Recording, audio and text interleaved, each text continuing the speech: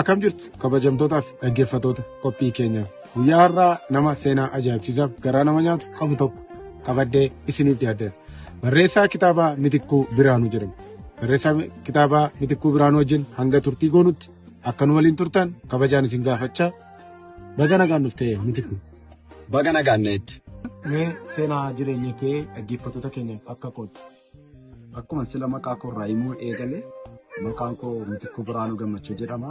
Abbaa koo obbo Biraanuu Gammachuu fi harmee koo Addee Shumatee Bultirraa dhaladhe. Abbaan koo fi haati koo akka na godhataniini harmee koo dhibee sammuutiin qabame. Amma dandeettiin isaa abbaan koo wallaanuu irraan kan ka'e gaafa itti hammaatu aanaan mucaa torbee sadii fuudhee haadha harmee kootiin akkoo koo biratti na geesse akkoo koo biratti na guddadhe jechuudha. Akkamiidha haadha malee guddachuun ulfaataa miti? Dhugaa dubbachuuf baay'ee ulfaata. Amman sitti himuu danda'u oliidha ulfaatinni isaa. Har'a miti har'a gaafa darbu osoo hin taane guyyaa gaafa jiraattu sanaa sa'aatii tokko dabarsuun iyyuu baay'ee sitti ulfaata. Bakka guyyaa gaafa sanaa gaafa nuuf kaa'u haadha kee ishee si deesse ishee ji'a 9 mana Waaqayyoo siif ijaare mana jalqabaa keessatti gadameessa ishee keessatti si baatte namaa dhagaatti darbatuu fi isheenis alaa bakkee keessa fiigaa namootaaf qoosaa taatee muka qoosaa taatee muka tabaa taatee gaafa argitu caalaa wanti si dhukkubsu hin jiru. Sana ilaalaa guddadhe. Keessumaa mana barumsaa sadarkaa tokkoffaa gaafa baradhu mana barumsaa gurraacha allataa keessatti hin dhufti mooraa mana barumsaa hin seenti. Gaafa isheen mooraa mana barumsaa sana seentu barsiisonni koo baay'eedhuma kan har'a taa'ee isaan galateeffadhu jiru. Istaafii isaanii keessa na galchuudhaan dareedhaan baasanii guyyaa guutuu pireedii torban guyyaa isaan istaafii natti qollaalaan natti qollofanii achi keessa oolullee jira. Kutaa tokkoffaadhaa kaasee hanga kutaa 8ffaatti wallaansoo jireenyaa ulfaatu biratti kanan keessummeessamu. Hedduu nama gaddisiisa Mitikkuu. Sababii sammuu dhabuu harmee keetii maalirraa kaasettee tilmaamta? Haala wallaansa fayyaatiin kana jedhamee wanti ibsamu jiraachuu baatus garuu harka namaatti hidhameetu yaada. Tole egaa seenaa ulfaataa fi gaddisiisaa hedduu nuu qooddee jireenya haala ulfaataa kana keessatti akkamittiin barattee sadarkaa kanarra ga'uu dandeessime? Dhugaa dubbachuu fi baay'ee ulfaata. Wanti baay'ee gammadu jireenya koo keessatti yoo jiraate eessummaan koo yaadanii gaarii jedhaniidhuma kutaa tokkoffaa na galchuu isaaniitiif waaqayyo guddaa isaan eebbisu. Gaafan baradhu keessa daftaraaf qalama waan ittiin bitadhu dhabee hojii guyyaa hojjedhee faan bitachaa ture. Taateewwan baay'ee dabarsi. Barnoota koon alatti immoo dirqama filannoo kan biraa hin kun. Harmee koo isheen alatti ilaalu kana manatti ol galchuudhaaf ishee rooba cabbiif jandoodha jettee keessaa baqachuu hin beekne kana toora riyaa ishee dhaabuudhaaf wanti narra jiraatu gatii barbaachisu kaffalee waan irraa eegamu dirqama koo hundumaa ba'e dirqama ilmummaa koo haadha koo agarsiisuudhaaf barnoota koo irraa kanatti waan kan biraa tokko illee hin qabu. Kanaaf wallaansoon kamiyyuu dirree barnootaa irraa na deebisuuf hin dandeenye. Kan na deebisan garuu baay'een turaniiru. Dhugaan sitti dubbadha gaafan kutaa 9tti darbee kutaa 8ffaatti qormaata naannoo Oromiyaa fudhadhee barnoota koo achumatti akka naabuuf wantoonni dinqisan baay'eetu. Ani garuu fageenya sa'aatii 2 walakkaa na deddeebisu. Deddeebiin baradhe. Daree kootti lammaffaa bahin gara kutaa itti darbe kutaa 10tti. Kabajamtoota dhaggeeffattoota keenya kan waliin turtii gochaa jirru barreessaa kitaabaa Mitikkuu Biraanuuti. Innis seenaa ajaa'ibsiisaa fi gaddisiisaa nu qoodaa jira. Hanga xumura qophii keenyatti akka nu waliin turtii gootan ammas kabajaan isin gaafachaa. Mee kutaa 9 irraa kaastee akkamittiin baratte isa gabaabsitii dhaggeeffattoota keenyaaf ni qooddu.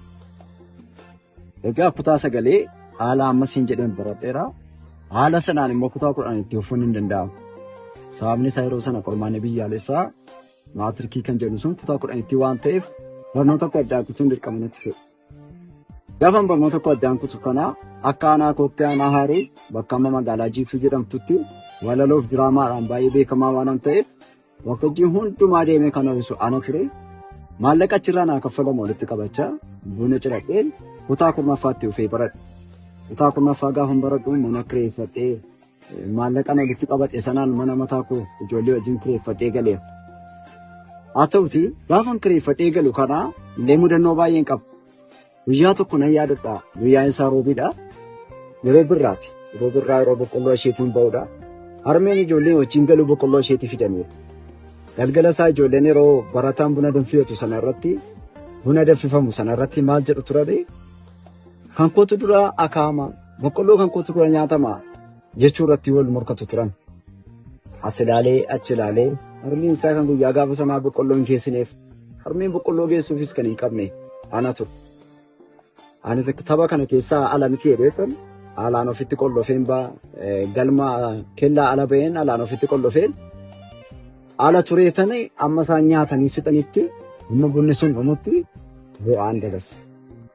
Kana hin dagadhu kutaa kurnaffaa gaafan baradhu kana keessaa qabeenyi walitti qabadhe bunniin coradhes maallaqni karaa durgoo aanaa kutii walitti qabadhe sun qormaata biyyoolessaa ji'a tokkotti galtee na du'aa dhumte. Gaafadheera na gargaara ji'a tokkoon kanaaf na gargaaraa dhee namoota fee tokko gaafadheera na gargaaruuf fedhiin qaban. Ittuu karaa harmee koo kanaa jechootaan na tuqaa turan. Jechoota baay'ee garaa nama nyaatu, jechoota baay'ee amilee koo danquu danda'u yeroo isaan natti dubbatan ani jiraachuuf ofii koofis bu'aa nama hin buusneedha. Harmee koofis nama bu'aa hin buufneedha. Haala amma jiru kanaanis harmee koo qabuu hin danda'u jechuurraan kan ka'e of fallisee hin ture. Yeroo jalqabaaf mana wallaansaa yookaan mana qorichaa mana yaalaatiin naqin isheen fannisee sanarratti mana yaalaa galee sanarraa kan ka'e moodelii kutaa 10 keessaa illee tokko tun fudhatanii hin darbe. Haaluma kanaan dhiibbaa kana keessa otoo hin jiru dirqama qormaata biyyoolessaa kana fudhachuun qabaa jechuudhaan qormaata biyyoolessaa kootti namni haadhee qormaata biyyoolessaa kana gaafa fudhadhu garuu qormaanni koo dookimentii masaa hojjettafi isa qabxiin badu miti dookimentii masaa badee qabxis. Badee gaafa baduu ji'a 3 fixee naa deebi'a. Gaafa naa dhufu duratti abdiin qabu ani leenjii kolleejjii barsiisotaa galee waggaa 3 baradhee isa booda harmee koo wallaannachaa barsiisaa ta'ee barsiisaa barnoota kootti uffu ture. Abduun koo sun hundinuu duraa dukkanoofti. Nama na gargaaru hin qabu pirippii barachuudhaaf amma utuu hin jaallatiin gara isaatti hin deeme jechuudha. Gara barnoota qophaa'inaa barachuutti hin deeme. Barnoota qophaa'inaa barachuudhaaf xalayaan deeggarsaan baay'ee naa barraa'e. Manni barumsaa koo naa barreesseera. Akka dookumentiin koo booddettee duraaf aanaan naa barreesseera. Waajjirumti afin jiru hundumtuu naa barreesseera. Ani garuu waan hin qabu waraqaa deeggarsaa sanarraa kan hafee waan tokko illee hin qabu. Taa'ee utuman taa'u utuman eeguu wanti dhufu gaafa dhibu pirippeen erga barachuu jalqabanii ji'a 2 dabarsameeru ani hamma kana tureera. Isa booda gaaf tokko nam taa'e maalan qabaan jedhu wanta qabu gaafa of ilaalu saantima 50 kan jedhamtu saantima 50 sana beektaa saantima sana nuuf baay'ee ulfaata. Saantimni suni yeroo kana miti yeroo sanatti waa gochuu hin dandeessu turte saantiman qabu kanan fudhadhee beeku. Saantima 50 koo sana qabadheetanii boorsaa ciccituu tokko qabadheen deeggarsa barreessifachuudhaaf gara ganda kootii dhaqee ganda gurraacha lataa. Waraqaan qabna waraqaa bitadhu naan jedhan. Meeqan qaban siin jedhe? Saantima 50 qaba. Isa booda taa'ee saantima 50 qabu kanaan luukee ishee sarara qabdu sana yoon bite ragaadhumaaf wanti akka taftu hin dandeettu. Dastaa waraqatii tokko yookaan waraqaa adii sanaa kan sarara hin qabne sanaa 20 saantimiidhaan biteen xalayyaa sana ofii koo irratti barreeffadheen chaappaatti naa galaniin aanaa beeku. Egaa kan inni dhabe tiraanspoortiidha malee maallaqa tiraanspoortiidha malee tiraanspoortii miti tiraanspoortiin jira ture. Ani garuu guyyaa gaafa sana mannaariyaa aanaa keenyaa jiituu keessa dhaabachaa oolu. Buufata konkolaataa keessa maallaqa dhabdee jechuudha. Maallaqa dhabuudhaan kan ka'e buufata konkolaataa keessa dhaabachaa oolee aduun natti dhiinaa mana namaa bule. Mana namaa bulee bareedaansaa nan ka'e rakkoo kana eenyutti hin himne gatii geejjibaa hin qabu sin benne waan guddaas hin miti. Yeroo sana aanaan koof hin beene birrii 10 ture gatiin geejjibaa. Mucaa dhiyaakuu tokkoo fi Nigaatuu Gannatii kan jedhamu tokkoof xalayyaa wayii barreessanii ba'e. Akka eessa akka hin deemne namni beeku isa qofaadha. kan hin qabu haamsaa Waaqa yookaan tiraanspoortii naa qopheessa. Ati immoo jabaadhu yoo jiraanne wal agarraa barnoota keettis waaqeffannaattis deebi'i jedheen xalaa barreessee fi maatii koottis maatii isaattis akka nagaa naa ameen godhu. Abdiin gatii geejjibaa sana argachuu barreessu keessa koo jira. Eelama isaa bariitu buufata konkolaataa kootti hin deebiin. Buufata konkolaataa kanatti gaafa hin deebi'u konkolaataan gimbii jettu tokko jirtu turte nan seene.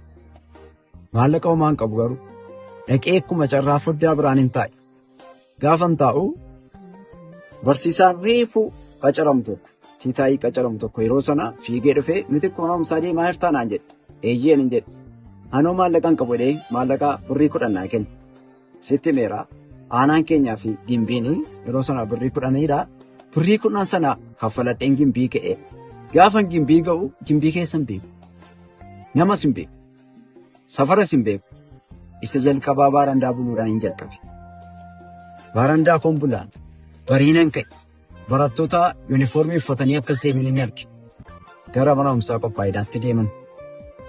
Isa booda warri kun warraa qophaa'inaatti hidheen nama gaafadhe eeyyee gaafa naan jedhan nan deemee utuma deemuun qaqqabee galmaa'uudhaaf xalayaa sana fudhadheen dhaqee nama wabiinaa ta'uu nabee akkuma ta'e egaa nan galmaa'ee daftara malee qalama malee baarandaa koo bulaan kutaa 11ffaa. Tole egaa dhaggeeffattoota keenya har'a nama cimaa barreessaa kitaabaa fi nama seenaa isaarraa waa barachuu dandeessan nama rakkoo jedhamu hunda ulfaataa ta'e keessa darbee as ga'eerraa odeeffannoo isinii fuudhaa jirra. Isinis waa guddaa kanarraa akka barattan abdii qabna. Mee kutaa 11 immoo akkamitti baratte? Akkuma duraan si kaasee ture egaa kutaa 11ffaa gaafa jalqabee meeshaalee barnootaaf barbaachisu illee meeshaaleen barnootaa hafu baarandaa jalaadha kan hin bulu. Keeka caccabaa jedhamu jalan bulaa ture yeroo sanaa. Namoonni baay'een jiru. Har'allee namoonni beekan jiru. Achi jala buluudhaan waan nyaatu tokkollee hin qabu. Himitti aansuudhaan guyyaa 5 gabuu taa'uudhaan pilaastikii hordofaa ture. Gaafa guyyaa 5 xumuru guyyaa gaafa jimaataadha. Deemsa isaatti ji'a 25 ta'uun lafa deemee gara biyyaatti deebi'u. Gaafa lafa deemee gara biyyaatti deebi'u geejjibaan ittiin achi ol deebi'u argachuudhaaf immoo turbee 2 ta'a. Nama na arjoomu amman argadhutti jechuudha.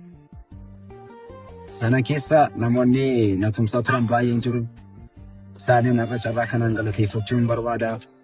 Maaliif mana barumsaa maaf hin deemne yeroo jedhan gaafa rakkina kee gaafa itti ibsadhu. Gaasaan birrii 20 naa kennan gammadaana bareedaan isaa immoo mana barumsaa kootti deebi'aaf. Haala kanaan kushiinaa mana namaa galeera. Walumaa gala 112 mana jaananti. Mana ijoollee galaa, mana namaa galaa, ala bulaa, wantoota hedduu dabarsuudhaan. Tole egaa mee gara mooraa yuunivarsiitii immoo akkamii seenuu dandeessa? Egaa yuunivarsiitiin akkuma duraan na gaafatte waan baay'ee barbaada, qophii barbaada. Maatii sanaaf na qopheessanaan hin qabu.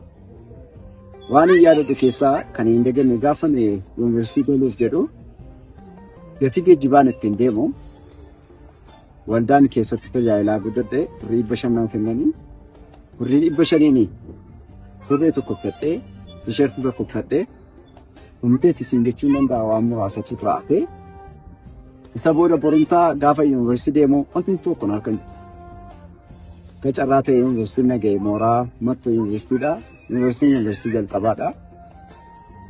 Isa booda maalan godhee alayyaadhaan waldaa makaneessisuuf hin gaafadhu. Birrii 300 meetir gaafa. Birrii 300 sana fudhattee nan qajeele gara yuunivarsiitiitti. Gaafa mattuu ga'u birrii 27 natti jira. Birrii 22 uffata boraatii fokkisuuf ittiin bitadhe. Birrii 5 immoo caammaa fireemii tokkoon qaba. Caammaa sanaan bareechadhe. Duwwaadhuma ta'etan mooraa yuunivarsiitii seenu. Beektaa yuunivarsiitii keessatti waan baay'ee nama barbaachisu. Qalamni jira, deeffarri jira, saamunaan jira, waan hedduudha. Maateriyaaleen barnootaaf nama barbaachisu wantoota hedduu jira. Sana tokkoyyuu hin qabu. Yaa duwwaadhuma ta'een mooraa sana seenee ammas jireenya koo duwwaa wallaansoo qabuu jalqabe achi keessatti jechuudha. Waaqaa dhalate gaamaaqee balleessee nama hin balleessu. Hiriyoonni koo rakkina koo kana akkaataan itti guddate kana ijoollee mooraa sana keessaatiif ibsuudhaan kan ka'e alamas daftaras naa bituudhaani waan si ajaa'ibu barnoota piroojektati. Egaa handaawwatii waan ittiin qophii godhe hin qabu. Wanti kan biraa waan biraadha. Waan isaa waan nyaataa dhugaatii isa dhiiseef ni rakkoo gaafa keessatti lama bira bu'ee akkaataan itti baradhee dhufee siif ibseera waan ta'eef sun amma nan dhibu. Waan baay'een daganni keessaa waggaa tokkoffaa baradhee fixee biyya galuuf hin jiru. Isa booda nama tokkotti bilbiladhee itti geejjibaa ittiin biyya galuu naa ergi ittiin jedha. Siin ergaa si ergeeraa naan jedha. Gaafa naqee ilaalu akkaawuntii koo dhugaa. Isa booda mucaariyaa koo tokko amma barsiisaadha Misgaanuu jedhama. Riyaan koodha doormiidhaan siree irraa jala bulla turre inni bisiksii barata ture dafanii waan qormaata.